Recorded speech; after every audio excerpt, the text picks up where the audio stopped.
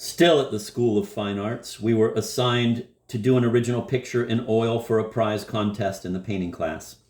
I made a wager that I would win the prize by painting a picture without touching my brush to the canvas. I did, in fact, execute it by tossing splashes of paint from a distance of a meter, and I succeeded in making a pointillist picture, so accurate in design and color that I was awarded the prize.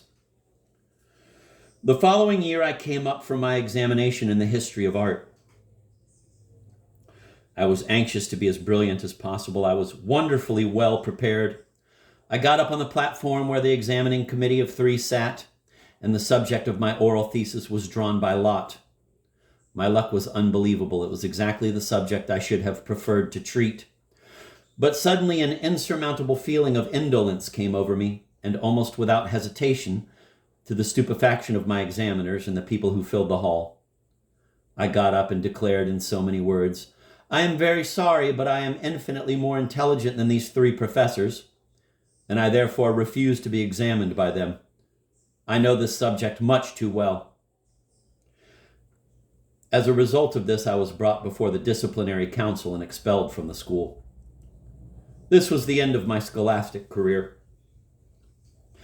I was 29 and it was summer in Caracas. I was courting Gala, and we were having lunch with some friends at the seashore, in a vine-covered arbor over which hung the deafening hum of bees. I was at the peak of my happiness, although I bore the ripening weight of a newborn love clutching my throat like a veritable octopus of solid gold sparkling with 1,000 precious stones of anguish.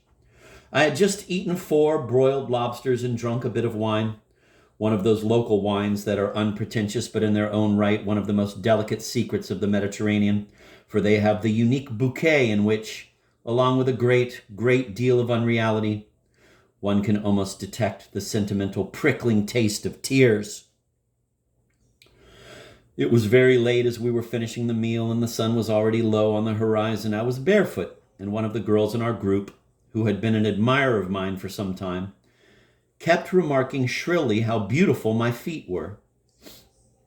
This was so true that I found her insistence on this matter stupid. She was sitting on the ground, with her head lightly resting against my knees.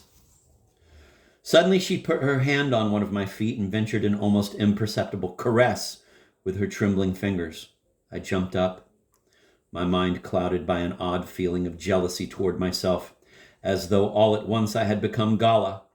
I pushed away my admirer, knocked her down, and trampled on her with all my might, until they had to tear her, bleeding, out of my reach.